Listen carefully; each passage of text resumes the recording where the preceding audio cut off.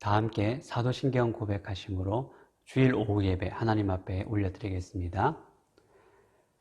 전능하사 천지를 만드신 하나님 아버지를 내가 믿사오며 그 외아들 우리 주 예수 그리스도를 믿사오니 이는 성령으로 잉태하사 동정녀 마리아에게 나시고 본디오 빌라도에게 고난을 받으사 십자가에 못 박혀 죽으시고 장사한 지 사흘 만에 죽은 자 가운데서 다시 살아나시며 하늘에 오르사 전능하신 하나님 우편에 앉아 계시다가 저리로서 산자와 죽은 자를 심판하러 오시리라. 성령을 믿사오며 거룩한 공회와 성도가 서로 교통하는 것과 죄를 사하여 주시는 것과 몸이 다시 사는 것과 영원히 사는 것을 믿사옵나이다. 아멘. 찬송가 250장 함께 찬송하겠습니다. 250장입니다.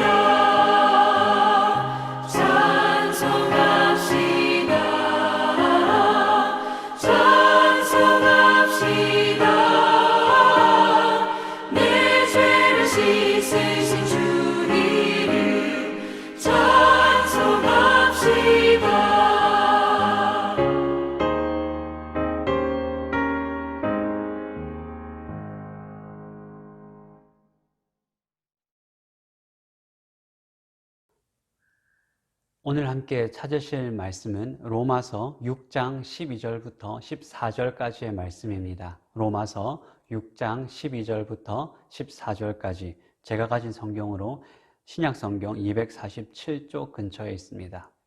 로마서 6장 12절부터 14절까지 우리 같이 읽도록 하겠습니다.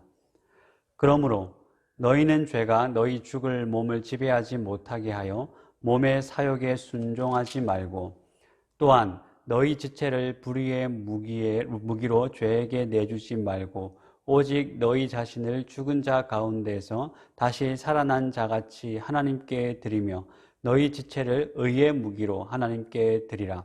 죄가 너희를 주장하지 못하리니 이는 너희가 법 아래에 있지 아니하고 은혜 아래에 있음이라. 아멘. 오늘도 이 예배 가운데 오신 여러분들에게 하나님의 은혜가 가득 넘치시기를 소원합니다. 여러분 추석 연휴 다 잘 보내셨나요? 올 추석은 또 여러 가정들이 코로나 때문에 다 모이지 못하고 그렇게 보내는 가정들이 많이 있을 것입니다. 역시 이제 가족이든 교회든 모여야 힘이 나고 또 모여야 우리 함께 기쁨이 더 넘치는 것 같습니다. 하루빨리 우리 이 오후 예배 그리고 또 수요 예배 모든 예배가 정상화되어서 우리가 함께 모여서 예배할 날들을 기도하며 그리고 사모하며 기다리고 있습니다. 그때까지 여러분 우리 각자의 자리에서 정말 모이기를 힘쓰고 그것을 사모하면서 우리가 또 굳건하게 여러분들의 삶 가운데 살아가시는 은혜가 있기를 소원합니다. 오늘 우리가 읽은 이 말씀은 로마서 말씀입니다. 오늘 우리가 읽은 본문 12절은 뭐라고 이야기하냐면 죄가 너희 죽을 몸을 지배하지 못하게 하라라는 말로 시작을 하고 있습니다. 죄가 너희 몸을 지배하지 못하게 하라. 이 말을 다른 말로 하면 무슨 말일까요? 거룩하라라는 것입니다. 죄를 짓지 말라라는 것이죠. 성경 전체에서 성경이 하나님께서 하나님의 백성들에게 요구하시는 것이 무엇이냐면 바로 이 거룩이라는 것입니다. 내가 거룩하니 너희도 거룩하라 라고 하나님께서 명령하셨습니다. 그러니까 하나님의 뜻은 무엇이냐면 모든 하나님의 백성들이 거룩하게 살아가는 것이 하나님의 기뻐하시는 뜻입니다. 그래서 우리는 이 거룩한 삶을 사모해야 됩니다. 우리가 거룩한 삶을 살아갈 수 있다는 것은 우리가 성도로서 가지는 특권이 바로 이 거룩의 문제입니다. 그런데 문제가 무엇이냐면 우리가 이 거룩함을 지켜야 되는데 이 거룩함에 대해서 자주자주 우리가 실패한다라는 거죠. 우리가 은혜를 받고 또 말씀을 묵상하면서 내가 거룩하게 살아야지, 하나님의 말씀대로 살아야지 라고 결단을 하지만 어떻습니까? 곧 돌아서서 넘어지고 또 너무 사소한 문제로 우리의 거룩이 깨어지는 것을 우리는 자주자주 경험합니다.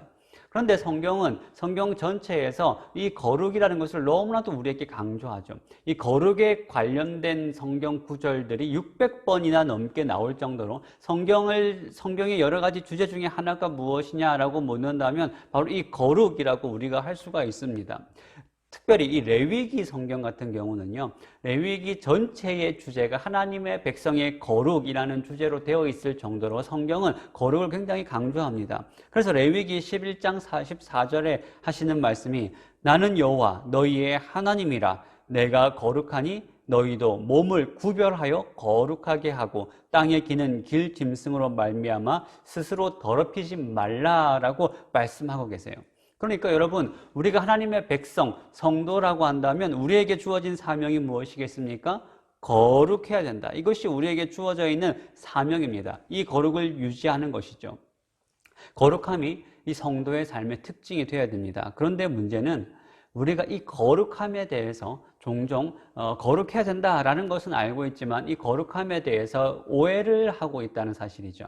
우리가 생각하는 거룩이란 여러분 어떤 거룩입니까? 우리가 거룩하다라고 생각하면 성경책을 옆에 딱 끼고 교회에 근엄하게 걸어가는 이 모습, 그리고 술, 담배 하지 않고 어떤 다른 죄를 범하지 않고 사고치지 않는 그런 것을 우리는 거룩이라고 생각을 합니다.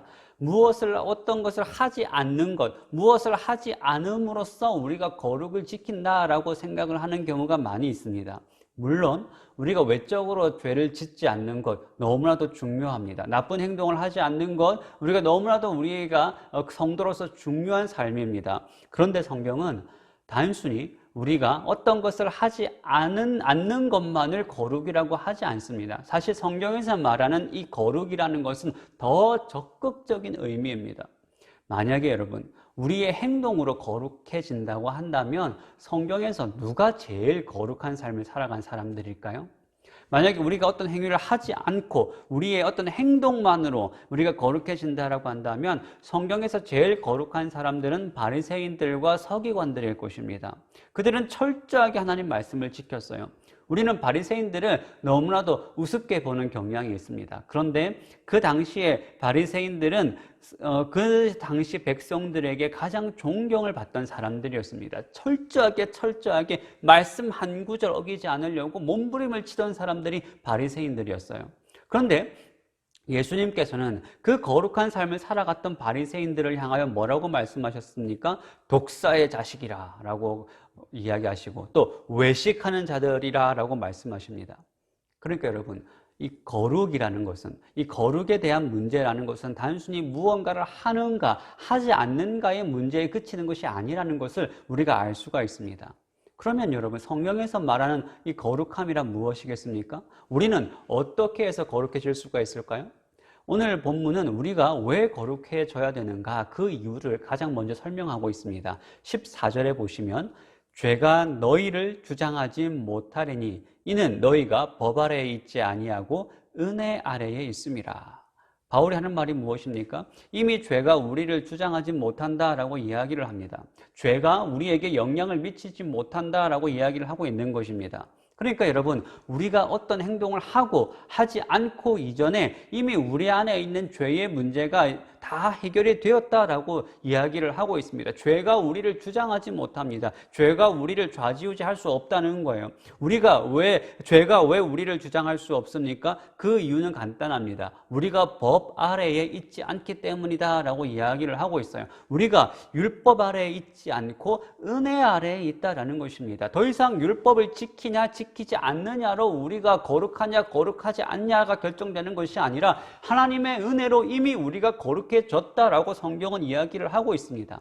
그러니까 여러분, 우리의 신분이 이미 달라진 것이죠. 우리는 더 이상 율법 아래에, 법 아래에 있는 신분이 아니라 죄 아래에 있는 신분이 아니라 은혜 안에 있는 그런 신분입니다. 은혜 아래에 살아가는 직분을 우리가 살아가고 있는 것입니다.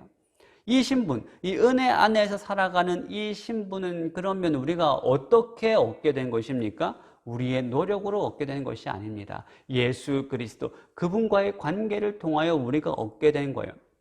예수 그리스도의 의가 우리의 의가 되게 된 것이죠. 우리가 예수를 믿음으로 하나님의 자녀가 된 것입니다. 바로 이 예수 그리스도의 관계가 우리를 거룩하게 만들어가는 것입니다. 그러니까 중요한 것은 우리가 거룩을 해야 되는데, 거룩한 삶을 살아가야 되는데, 이 거룩하다라는 것은 무엇을 하고 무엇을 하지 않고 이 이전에 더 중요한 것이 무엇이냐면 우리가 예수 그리스도와 어떠한 관계를 가지며 살아가고 있는가, 예수님과의 관계가 더 중요하다라는 것입니다. 그러니까 거룩이라는 것은 단순히 우리의 행동과 삶의 문제가 아니라 우리가 누구와 관계를 맺고 있고 우리의 신분이 무엇인가 와 연결이 되어 있는 것입니다. 그러니까 이 관계 없이, 예수님과의 관계 없이 우리가 아무리 착한 삶을 살아가고 거룩한 행동을 한다고 할지라도 그 거룩한 행동이 우리에게 아무런 의미도 영향도 미치지 못한다라는 것이죠.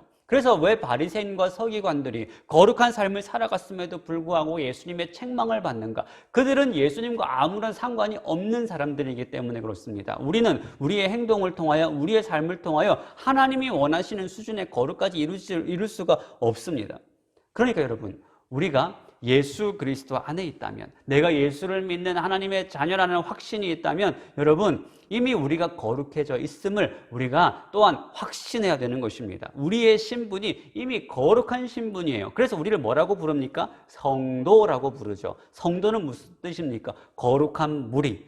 여러분도 거룩하고 여러분 옆에 있는 다른 성도들도 거룩하고 저도 거룩하고 하나님의 은혜 안에서 이미 우리는 거룩해진 것입니다. 만약에 여러분, 성경이 우리의 행위대로 거룩해졌다, 행위대로 우리가 거룩하다라고 한다면 여러분, 과연 우리는 거룩해질 수 있을까요? 예수님께서 요구하는 의의 수준은 어떤 수준입니까? 원수가 오른뺨을 치면 왼뺨도 돌려야 되는데 여러분, 그렇게 하실 수 있으시겠어요? 예수님은 또 뭐라고 말씀하십니까? 단순히 살인을 하지 않는 정도가 아니라 누군가를 미워하기만 해도 그 사람을 살인하는 것이다 라고 말하는데, 여러분, 우리는 얼마나 자주 다른 사람들을 미워하고 정죄합니까? 그러니까 여러분, 단순히 우리가 화만 내기만 해도 다른 사람을 살해했다라고 성경은 우리에게 이야기를 하고 있는데, 이 수준으로 따지면 우리는 절대 하나님께서 원하시는 그 거룩함에 이를 수가 없습니다. 우리의 행위로는, 우리의 행동으로는 그 누구도 이 거룩함을 이룰 수가 없는 거죠. 그러니까 여러분, 우리는 우리의 행위로 거룩해지는 것이 아니라 예수님과의 관계를 통하여서 예수 그리스도를 믿음으로 우리가 거룩해지는 것입니다. 여러분, 우리 자신에게, 우리의 삶에는, 여러분, 우리의 행동에는, 우리의 의지에는 아무런 소망이 없습니다. 우리가 우리 자신을 믿을 게 못 되는 거죠. 그런데 우리가 예수 안에 있다라고 한다면, 우리가 예수를 믿는다라고 한다면 이미 우리는 구원을 받은 것입니다. 우리가 구원을 받았나 받지 않았나 이 고민할 필요가 없어요. 우리가 거룩한가 거룩하지 않은가, 우리가 성도인가 성도이지 않는가, 이것을 더 이상 우리가 고민할 필요가 없습니다. 내 안에 예수 그리스도를 향한 믿음만 선명하게 있다면, 예수 그리스도가 우리의 구주다라는 이 사실을 믿고 입술로 고백한다면 우리는 이미 하나님의 자녀이고 거룩한 하나님의 성도, 곧 교회로 존재하게 되는 것입니다. 이 확신을 여러분 날마다 가지시기를 바랍니다. 그렇다면 여러분, 우리가 우리의 행위로 판단받지 않고 우리가 예수님 안에 있기만 하다면 우리가 이미 거룩해졌다라고 말할 수가 있는데, 그러면 우리가 행동을 마음대로 하고 우리가 마음대로 죄를 지어도 이미 의인이니까, 우리는 이미 거룩해졌으니까 우리가 마음대로 살아도 된다, 이 말을 하고 있는 것일까요? 성경은 그것이 아니라고 이야기합니다. 13절 한번 보시겠어요? 13절을 보시면, 또한 너희 지체를 불의의 무기로 죄에게 내주지 말고 오직 너희 자신을 죽은 자 가운데서 다시 살아난 자같이 하나님께 드리며 너희 지체를 의의 무기로 하나님께 드리라 라고 이야기합니다. 뭐라고 이야기하고 있어요? 너희 지체를 불의의 무기로 죄에게 내주지 말라라고 이야기합니다. 그리고 너희 지체를 의의 무기로 하나님께 드리라라고 이야기를 하고 있어요. 이것을 다른 말로 하면 무슨 말이겠습니까? 한마디로 간단하죠. 죄 짓지 말고 거룩하게 살아라, 이 명령을 우리에게 하고 있는 것입니다. 여러분, 이게 무슨 말입니까? 우리가 이미 우리의 행동으로, 우리의 행위로는 거룩해질 수 없다라는 것을 이미 우리가 확인을 했습니다. 우리 스스로는 절대 거룩해질 수 없어요. 오직 그리스도의 은혜로만 우리가 거룩해질 수 있고 그분과의 관계를 통해서만 우리가 거룩해질 수가 있습니다. 그런데 동시에 성경은 우리에게 뭐라고 명령하냐면, 거룩하게 살 것을 우리에게 요구하고 거룩한 삶을 우리에게 명령하고 있습니다. 거룩이 우리의 힘으로 얻는 것은 아님에도 불구하고 이것은 분명한 것입니다. 거룩은 우리의 힘으로 얻는 것이 아닙니다. 예수 그리스도를 믿음으로 얻는 것입니다. 그러나 동시에 또 그렇게 살라라고 우리에게 명령을 하고 있어요. 이 두 가지는 충돌하는 것이 아닙니다. 그러면 여러분, 어떻게 이게 해결되는 것일까요? 성경은 이미 우리가 은혜로 거룩해졌다라고 하는데 또 동시에 거룩하게 살아야 된다라고 요구를 하고 있어요. 이것은 이와 같습니다. 여러분, 농부가 열심히 농사를 짓습니다. 그런데 이 농사라는 것이요, 아마 농사를 지어 보신 분들, 텃밭을 가꾸어 보신 분들은 알 것입니다. 우리의 노력으로만 되는 것입니까? 아닙니다. 절대 농사는 우리의 힘으로 되는 것이 아니에요. 하나님께서 하늘을 열고 비를 주시고 알맞은 해를 비춰주시고 그리고 알맞은 기후 환경을 조성해 주셔야지만, 그리고 농부가 또 건강을 잃어버린다면 여러분, 농부가 농사를 지을 수 있습니까? 없습니다. 그러니까 농부가 농사를 짓는다는 것은 전적인 하나님의 은혜로 되는 것이죠. 그러나 동시에 이것이 하나님의 은혜로만 된다고 해서 농부가 씨 뿌리고 가만히 앉아있는 농부가 있습니까? 동시에 어떻게 합니까? 밭을 갈고 거름을 지고 이른 새벽부터 밤 늦은 시간까지 수고를 합니다. 그래야 농작물이 자라는 거예요. 우리의 거룩도 이와 같다는 거죠. 물론 정확하게 이것이 우리의 거룩을 비유하고 있는 것은 아니지만 상징적인 비유로 우리가 이렇게 설명할 수가 있는 것입니다. 이미 우리가 거룩해졌습니다. 하나님의 은혜로 거룩해졌어요. 우리의 신분은 이미 하나님의 백성이고 하나님의 거룩한 성도입니다. 그러나 우리가 성도라고 해서 성도로 끝나버리면 되는 것이 아니라 성도답게, 우리에게 주어진 신분답게 거룩한 삶을 살아가야 될 것을 성경은 우리에게 요구를 하고 있는 것입니다. 마치 농부가 힘써 일해야지만, 하나님께서 모든 환경을 다 조성해 주시지만 농부가 힘을 써서 농사를 지어야지만 먹을 수 있는 것처럼 우리도 마찬가지라는 거예요. 우리의 모든 구원의 환경과 구원의 가능성, 그리고 이미 구원의 성도로서의 신분을 우리에게 주셨지만 동시에 우리도 그 신분답게 거룩한 삶을 살아가야 된다라는 것입니다. 하나님께서 이 모든 것을 다 하시는 것이지만 그러나 동시에 우리 편에서는 우리도 그 삶을 살기를 힘써 살아가야 되는 것입니다. 그래서 사도 바울은 12절에 뭐라고 이야기를 합니까? 너희는 죄가 너희 죽을 몸을 지배하지 못하게 하라라고 이야기를 하고 있는 것입니다. 우리가 해야 될 일은 뭐예요? 죄가 우리를 지배하지 못하게 하는 것입니다. 우리의 지배가 바뀌었어요. 우리의 지배는 이제 죄가 우리를 지배하지 못합니다. 하나님께서 우리의 왕이 되시고 예수 그리스도가 우리의 마음의 중심에서 우리를 다스리십니다. 그렇기 때문에 더 이상 우리는 죄의 지배를 받지 않습니다. 죄의 지배를 받지 않기 때문에 죄가 다시 우리를 지배하지 못하도록 우리는 동시에 또 힘을 써야 되는 것입니다. 그래서 우리는 열심히 힘써서 거룩한 삶, 죄 짓지 않기 위해서, 분을 내지 않기 위해서, 죄 가운데 넘어지지 않기 위해서 노력을 해야 되는 것이죠. 그러니까 우리가 죄를 짓지 않기 위해서 날마다 노력을 해야 되는데 내가 죄 안 지을 거야, 나 죄 안 지을 거야, 내 죄 안 지을 거라고 이런 다짐만 해서 되는 것이 아닙니다. 우리가 그냥 우리 힘으로 노력해야 된다, 노력해서 이 모든 것들을 의를 이룰 수 있는 것이 아닙니다. 우리가 죄를 짓지 않도록 노력한다라는 말은 동시에 어떤 말이냐면 우리가 하나님과 더 가까이 지낸다, 하나님께 더 말씀과 기도 가운데 주님 앞으로 나아간다, 이 의미입니다. 절대 우리는 내가 죄 안 지어야지, 죄 안 지어야지 결단만으로 안 돼요. 우리가 죄에 집중을 하고 있고 죄에 빠져 있으면 우리는 그 죄에서 나올 수가 없습니다. 그래서 우리가 죄를 안 짓고 거룩한 삶을 살아갈 수 있는 유일한 방법은 무엇인가? 죄 안 지어야지라는 이 생각으로부터 벗어나서 하나님을 향하는 것이죠. 하나님께 집중하는 것입니다. 그래서 사도 바울은 말씀과 기도로 거룩하여진다라고 성경에서 이야기하고 있지 않습니까? 말씀과 기도로 거룩하여진다는 것은 단순히 기도하고 말씀 자체가 우리를 거룩하게 만드는 것이 아니라 우리가 하나님과 친밀한 관계를 맺어야 되고 더 하나님께 가까이 나아가야 되는데 하나님께 나아가는 수단이 무엇인가? 말씀과 기도라는 거예요. 왜 우리가 말씀과 기도를 했습니까? 하나님과 이 관계를 말씀과 기도 속에서 다시 확인하고 그 은혜 안에 머물면서 우리가 더 하나님께 가까이 가면 죄에서는 점점점 우리가 멀어지게 되는 것입니다.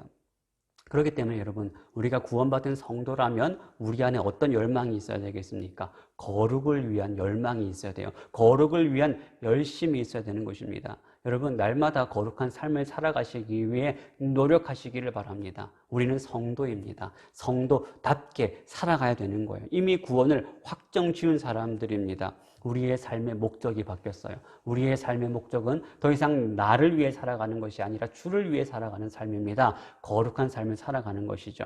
그렇기 때문에 여러분, 우리의 정욕대로, 우리의 욕심대로 살아가는 것이 아니라 날마다 주를 위해 살아가게 된다면, 주님을 가까이 하게 된다면 여러분, 우리는 거룩한 삶을 살아갈 수가 있게 되는 것입니다. 여러분, 하나님의 백성답게 주 안에서 날마다 말씀과 기도 가운데 거룩해져서 주님이 기뻐하시는 그 성도의 삶을 이번 한 주도 살아가시는 은혜가 여러분 가운데 있기를 주님의 이름으로 축복합니다. 함께 기도하겠습니다. 사랑과 은혜가 충만하신 하나님 아버지, 감사드립니다. 하나님, 저희를 택하여 부르셔서 하나님의 귀한 자녀 삼아주시고 거룩한 성도로 불러주심에 감사를 드립니다. 하나님, 우리가 살아가면서 우리는 자주자주 넘어집니다. 자주자주 실족하고 자주자주 실패한 우리의 연약함 때문에 낙심합니다. 그럼에도 불구하고 주 예수 그리스도의 보혈이 우리를 거룩하게 하였고 우리를 하나님의 자녀 삼아주셨으니 그 보혈을 의지하여 주님 앞에 다시 나아갑니다. 우리가 날마다 우리의 삶 가운데 거룩한 삶 살게 하여 주시고 하나님, 우리가 더 주님이 기뻐하시는 삶 살게 하여 주시옵소서. 이번 한 주도 우리 각자의 삶의 자리 가운데서 주님, 우리의 모든 걸음들을 지켜주시고 우리와 동행하여 주시고 우리와 함께하여 주시옵소서. 주님께서 우리와 함께하여 주시고 동행하여 주실 줄 믿사오며 예수님의 이름으로 기도하옵나이다. 아멘. 지금은 우리 주 예수 그리스도의 은혜와 하나님의 사랑과 성령님의 교통하심이 거룩한 열망을 가지고 또 거룩한 삶 살기로 힘쓰는 모든 새소망의 성도들 머리 위에 지금으로부터 영원까지 함께 있을지어다. 아멘.